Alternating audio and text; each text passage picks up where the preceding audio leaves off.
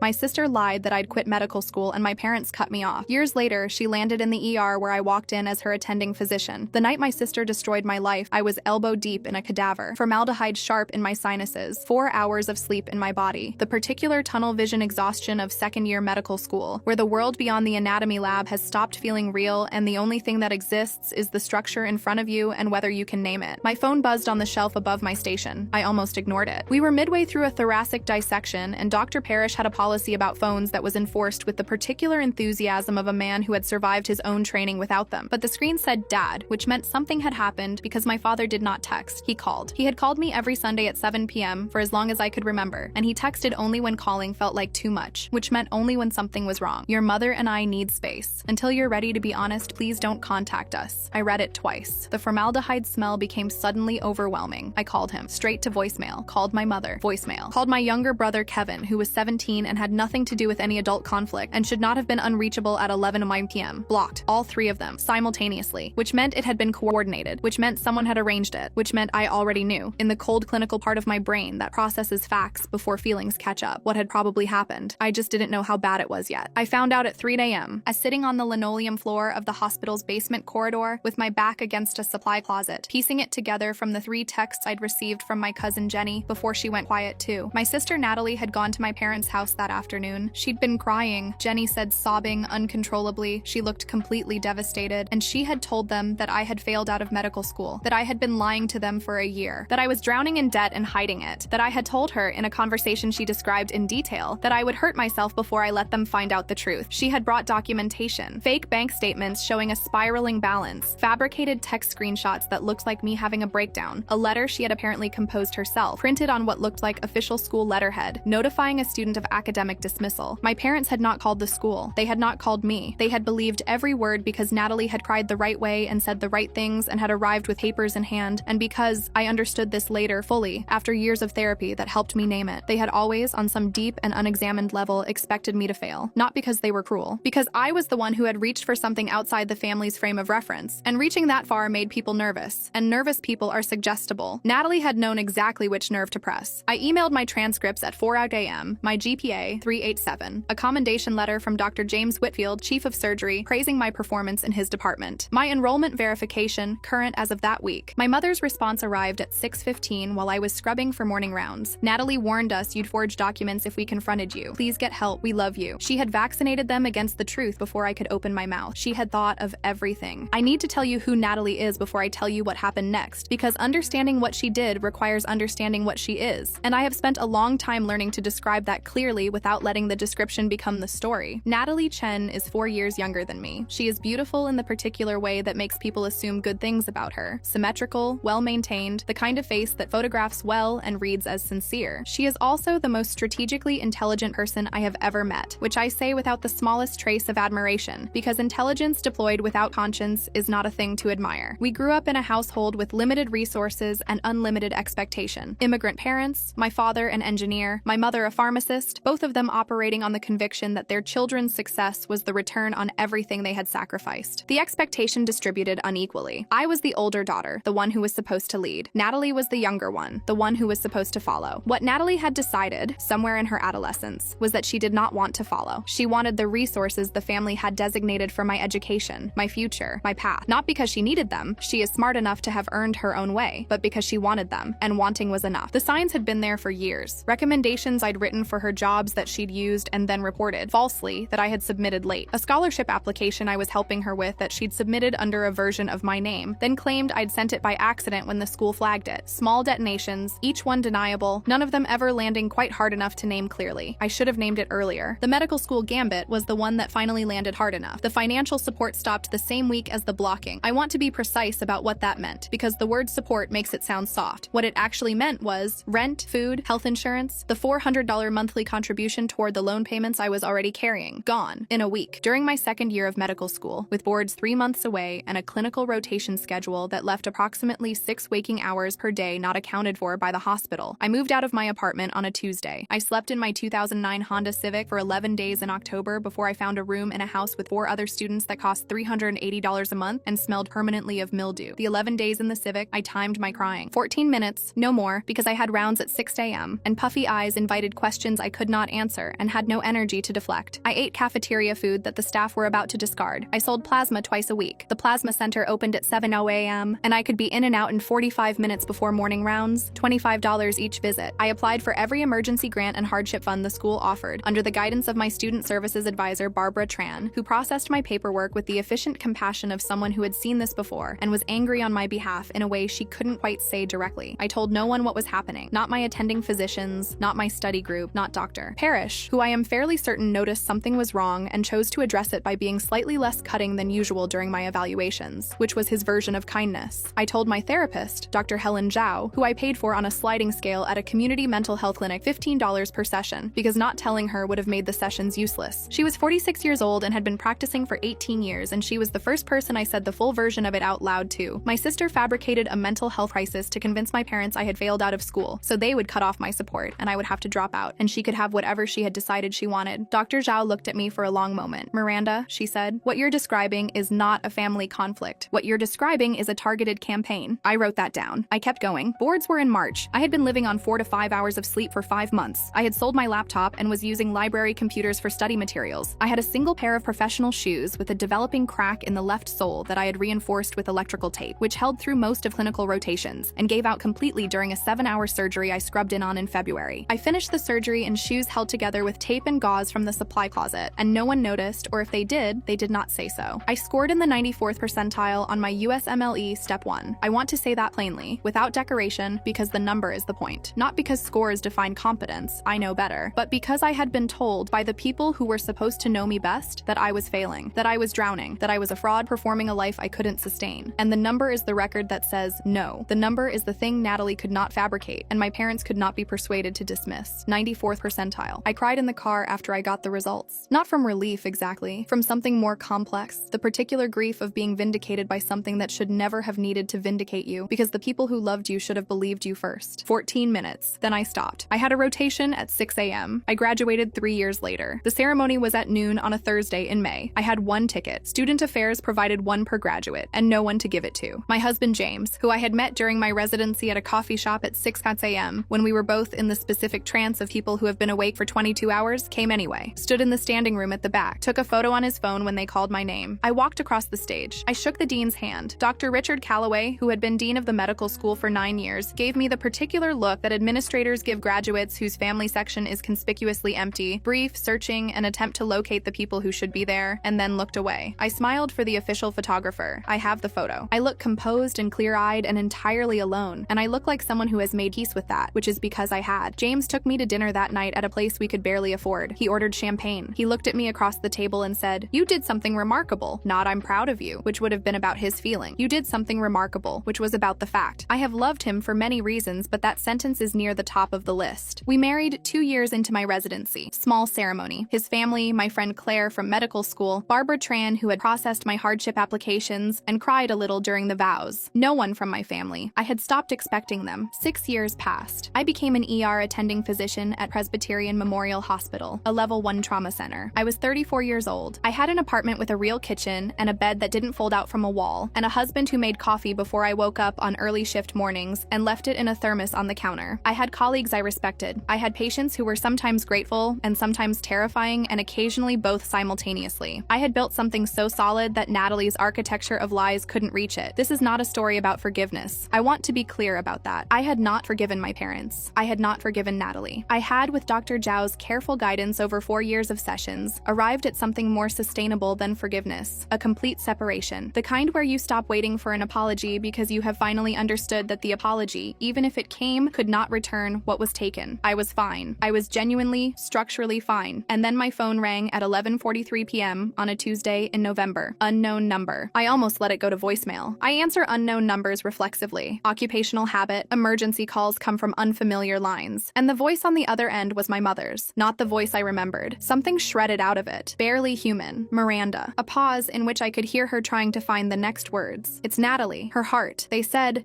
she might not survive the night." I didn't feel like a daughter. I felt like a doctor. "What were the exact symptoms?" I said, already reaching for my coat with my free hand. I drove to Presbyterian Memorial running differential diagnoses: acute mitral regurgitation, ruptured chordae tendineae, aortic dissection presenting atypically. I reduced my family to mechanics, failing pumps, electrical disturbances, fleshy systems in cascade, because it was the only way I could make myself walk through those doors, and I knew it, and I did it deliberately, the way you use the tools available to you. I badged through the emergency entrance at 12:09 a.m. and found out from the charge nurse, Diane Park, 11 years in emergency nursing, the kind of professional competence that makes a trauma bay feel controlled even when it isn't, that Natalie was in trauma room 3 with Dr. Ben Kaufman, my colleague, who was currently managing what appeared to be a spontaneous chordal rupture causing acute mitral regurgitation. Natalie was 30 years old. She had no prior cardiac history. She had presented 3 hours ago via EMS, was on a ventilator, and was deteriorating. I pushed through the trauma room door. The monitors were screaming. Natalie was gray-blue and drowning in her own fluid. The ventilator doing the breathing her body had stopped being able to manage on its own. The chest films were up on the board. I could see the pulmonary edema. I could see the cardiomegaly. I could see, in the particular language of medical imaging that had become my primary language over 10 years, exactly how bad this was. She looked small. I don't know what I expected. I hadn't seen her in 6 years. In my memory, she was 24, still wearing the residue of the girl I had grown up with, the sister I had helped with homework, whose hair I had braided, who had borrowed my sweaters and returned them smelling like her perfume. The person in the trauma bay bore a superficial resemblance to that girl and was otherwise a stranger, which is what 6 years without contact produces. In the corner of the room, standing against the wall as though they had been placed there and hadn't moved since, were my parents. My father's hair had gone completely white. He had been 58 the last time I saw him, and he looked 70 now, the specific accelerated aging of sustained grief. My mother was gripping his arm with both hands, fingers whitening, watching the monitors with the expression of a person who has run out of things to bargain with. Then she heard the door. She turned, and I watched it happen. The whole sequence in slow motion, across the length of a trauma bay. Recognition, then confusion, then the gaze dropping from my face to my white coat, traveling to the stethoscope around my neck, arriving at my badge. Dr. Miranda Chen, attending physician, emergency medicine. Her jaw came apart. The sound she made was not a word. It was something that preceded words, something from a register below language, a mother's sound, involuntary and devastating. My father followed her stare. I watched his understanding arrive the way structural collapse arrives, not all at once, but in sequence, each support failing in turn. The version of reality he had maintained for 6 years, the one in which his elder daughter was a troubled, dishonest woman who had fabricated a medical career as part of a continuing psychotic episode, cracked straight down the middle. Miranda, my mother's voice barely existed. You're a doctor? I've been an attending for 3 years, I said. I've been practicing medicine for 10. My father made a sound. But Natalie showed us. She swore. She had documents. I know exactly what she swore, I said. And I know exactly what the documents were. We are not doing this here. I turned toward the crash cart. Your daughter's heart is failing. If Ben doesn't crack her chest in the next few minutes, she dies before sunrise. The monitor flatlined. The room exploded. Paddles. Push one of Epi. Get me a thoracotomy tray now. I moved to the bedside. Ben was already calling for the tray. Diane was at the defibrillator. The respiratory tech adjusted the vent settings, and a second nurse, Marcus, was drawing medications with the efficiency of someone who has done this in the dark. I was aware, at the periphery of my vision, of my parents pressed against the wall. I did not look at them again. I looked at my sister. 6 years. Frozen nights in a Honda Civic, timed crying sessions, plasma donations, shoes held together with gauze, a graduation hall where no one screamed from the balconies. All of it had led here, to this room, where the person who had burned my life to the ground needed my hands to keep her heart beating. I snapped on my gloves. I did not hesitate for a single second. The thoracotomy took 47 minutes. This is not the place for the clinical details. The open chest, the hands inside the pericardium, the particular intimacy of cardiac surgery that no amount of training makes feel ordinary. What I will say is that Ben Kaufman, 7 years of emergency medicine, board certified in surgical critical care, is one of the best hands I have ever worked alongside, and that we functioned that night with the precise, low verbal communication of people who have shared a trauma bay for 3 years and know each other's rhythms. Natalie's heart resumed a sustainable rhythm at 1:02 a.m. I stepped back from the table. Diane was watching me, not the clinical check of a nurse confirming a physician's status, something more human than that, a specific attention. She knew, because I had told her years ago in the particular way you tell people things at 3 a.m. in a break room during a long shift, obliquely, without naming the names. She had filed it away. You okay? She asked, quietly enough that only I could hear it. I'm fine, I said. It was true. That was the strange part. My hands were steady. My breathing was even. The work had been what the work always was. Consuming, demanding, clarifying in the way that high-stakes medicine clarifies everything. And the personal dimension of it had waited outside the door, the way personal dimensions do when you have trained yourself to make them wait. I stripped my gloves. I wrote the initial post-procedure notes. I spoke to the ICU team about transfer. I did the things I always do. Then I walked into the family waiting room, where my parents had been escorted by the social worker on call, and I sat down across from them. I want to tell you about what my father looked like in that waiting room because it matters. He is a man who has always carried himself with the particular self-possession of someone who made it through hard things on willpower and does not intend to let anyone see the cost. He wept once in my childhood at his own father's father's funeral, briefly and silently, and I had never seen it since. He was weeping when I walked in. Not dramatically, just sitting in a plastic chair with his hands on his knees and tears moving steadily down his face, making no sound, as though he had been doing it for some time and had stopped noticing. My mother looked up when I entered. She had the compressed, wrecked expression of someone who has been crying so hard they've run out and are now just sitting with the aftermath. She's stable, I said. She'll need additional cardiac monitoring and likely surgical repair in the next few days, but she survived the night. My mother put her face in her hands. I waited. When she looked up, she said, "Miranda, how long?" Not a question exactly, an accounting. The text from Dad came my second year, I said. October. I slept in my car for 11 days before I found a room I could afford. I kept my voice level, not because I wasn't feeling anything, I was feeling a significant amount, but because this conversation required level. I graduated, did my residency. I've been here for 3 years. My father looked at the floor. "We thought, I know what you thought," I said. "Natalie was very thorough. I sent you my transcripts and she told you I'd forged them. There wasn't a version of the truth that she hadn't pre-discredited." I paused. "I want you to understand that I know that. I've had years to understand that. She was good at it." My mother made a sound. "We should have—" "Yes," I said simply. "You should have. Not cruel, just accurate." My father looked at me then, really looked, in a way that had the quality of finally, of someone who has been deliberately not looking for a long time and has run out of reasons to keep not looking. "I'm sorry," he said. 2 words. Plain, without elaboration, from a man who didn't say them. I nodded. "I told them the social worker would check in shortly, that Natalie would be moved to the ICU within the hour, that they could ask the nursing staff for updates. I told them that if they had questions about her care, they should feel free to request a conversation with her primary team." Then I stood. "Miranda," my mother's voice.